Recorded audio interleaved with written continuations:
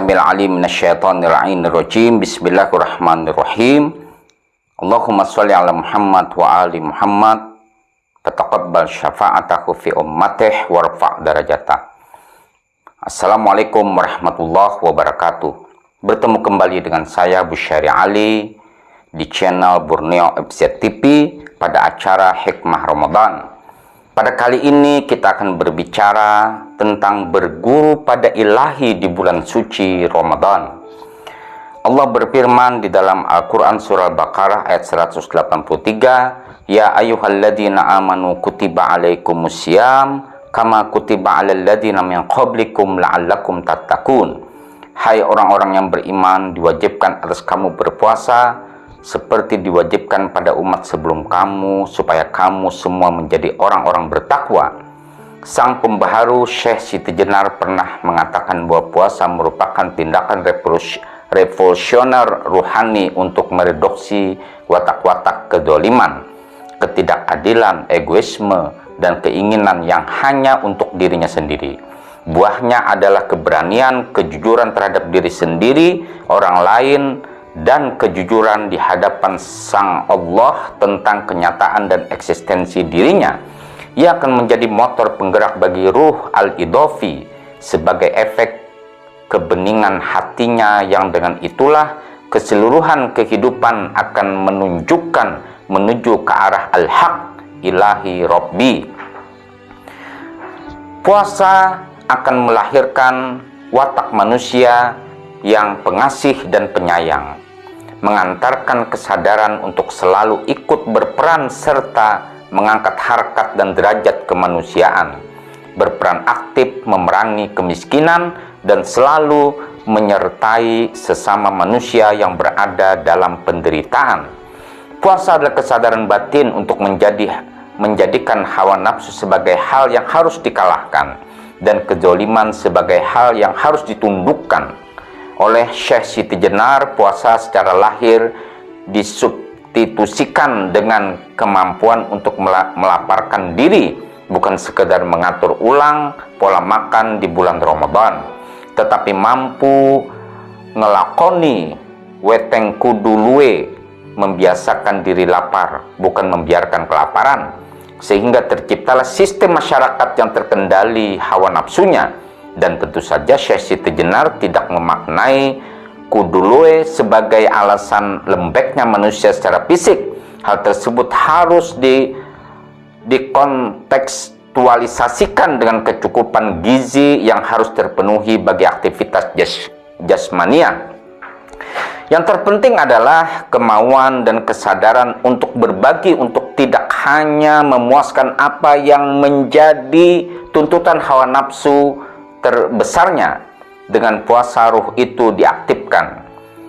Gelap gulita di lautan yang dalam, yang diliputi ombak, yang di atasnya ada ombak pula, di atasnya lagi awan, gelap gulita yang tindih bertindih. Apalagi apabila dia mengeluarkan tangannya,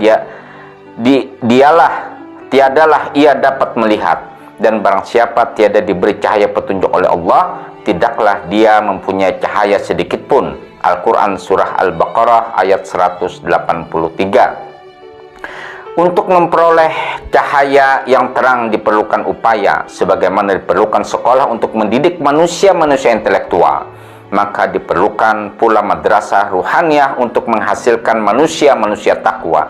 Madrasah ruhaniyah itu ialah puasa. Pelajaran apakah yang diberikan pada madrasah ruhaniyah yang bernama puasa? Sebagian diantaranya ialah ikhlas, pembersihan diri, ihsan, dan ibadah. Pergerakan puasa adalah operasi mendidik manusia untuk menajamkan mata batiniah kita, agar kita dapat menembus tirai kegaiban. Puasa adalah akademi. Sang Raja Wali meminjam analogi Syekh Siti Jenar yang melatih untuk menerbangkan ruhaniyah kita agar bisa hinggap dalam pangkuan kasih sayang Sang Tuhan. Di dalamnya ada gerak zikir, fikir, dan parade amaliyah, ada refleksi dan akal, ada kepribadian dan perkhidmatan untuk sesama manusia. Puasa adalah madrasah ruhaniyah di bawah bimbingan Sang Allah.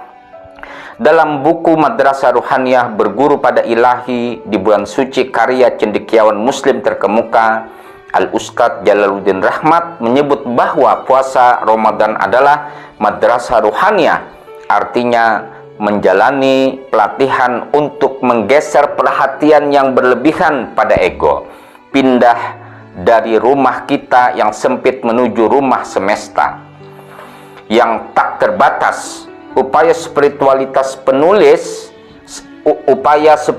penulis bergerak, menjelajah dan menukik langkah makna terdalam batin puasa Ramadan, baik dengan amaliyah maupun penjelasan atas teks-teks basah dari akumulasi pengetahuan Islam sepanjang sejarah yang sangat kaya dan bernyawa. Demi mendapatkan makna terdalam puasa Ramadan, yang pertama dilakukan adalah manusia harus berkhidmat baik pada Ramadan, ibadah, dan semua umat manusia. Kang Jalal biasa disapa juga menunjukkan jalan dan makna batin bulan Ramadan dari hari pertama hingga terakhir. Rupanya ini bagian yang paling mendebarkan dalam buku tersebut. Maklum, sebagai cendekiawan Islam, pakar studi komunikasi, pendidikan, dan agama-agama, beliau sangat disegani karena karya pemikirannya berpengaruh besar di dunia Islam dan Indonesia yakni pencerahan pemikiran Islam. Ikhtiar mengikat makna batin puasa itu, pembaca mula-mula diajak membersihkan jiwa untuk menyambutnya, memperlebar atau memperkaya aspek puasa, baru ujungnya boleh berharap pada Tuhan mau menyingkap dirinya kepada makhluknya. Dalam istilah Kang Jalal, artinya orang tersebut telah kembali kepada Sang Tuhan. Mereka telah mudik ke kampung halaman yang abadi demi menolong agar memperoleh makna batin. Manusia selayaknya meniru kebiasaan Sang Tuhan. Sebagaimana kata Nabi Muhammad SAW, carilah dalam dirimu sendiri sifat-sifat Tuhan. Harus diakui hal ini memang gampang ditulis dan diucapkan, namun ternyata sulit dilakukan. Seperti ungkapan Syekh Siti Jenar, kebenaran sejati lebih dekat daripada urat leher manusia, di tengah-tengah tarikan nafas kehidupan, di tengah keramaian dan keheningan. Buku ini adalah sebuah invitation kepada pembaca, masyarakat Islam Indonesia dan dunia Islam untuk merenungkan kembali sabda Nabi Muhammad SAW, betapa banyak orang yang berpuasa tetapi tidak memperoleh apapun dari puasanya kecuali lapar dan dahaga. Sabda Nabi di atas mengungkapkan tentang puasa yang dilepaskan dari dimensi ruhaniyahnya. Puasa seperti itu boleh jadi bermanfaat untuk kesehatan tubuh dan kebugaran jasmani, tetapi tidak bermanfaat untuk kemuliaan akhlak dan ketinggian ruhaniyah. Puasa seperti itu tidak naik ke langit tinggi, tetapi berkubang dalam lumpur duniawi, hubud dunia. Sesuai dengan judulnya, buku ini menjadi peta jalan, roadmap kepada masyarakat Islam Indonesia di tengah prahara dan cambukan badai di republik ini yang sekian lama tidak berkiblat kepada Sang Tuhan, tapi berkiblat kepada jaring-jaring bendawi kapitalisme. Di bulan suci Ramadan ini, buku ini sangatlah bermanfaat juga sebagai tantra bairawa para pencari Sang Allah, dengan tujuan menjadikan manusia di alam semesta ini sebagai adi manusia, khalifah Allah di muka bumi ini. Karya cendekiawan Islam ini terdiri dari 4 bab, yaitu bab 1, takhalli, bersihkan jiwa sambut puasa, puasa dan perkembangan ruhani, dari Freud hingga Mutahari. Bab kedua, tahalli, kiasan insan di bulan Ramadan, puasa dari syariat ke hakikat, hakikat puasa tunduk pada kehendak ilahi. Bab yang ketiga, makna batiniah hari-hari Ramadan, dan yang bab keempat, tajalli, khalifah Tuhan di muka bumi, Idul Fitri dan amalannya, menjaga kesucian pasca Ramadan serta doa harian Ramadan. Semoga dengan buku ini, seperti harapan penulis, andaikan 4 pelajaran puasa yakni ikhlas, pembersihan diri, ihsan dan ibadah dilanjutkan oleh kaum muslimin, dunia tidak akan kehabisan orang-orang suci.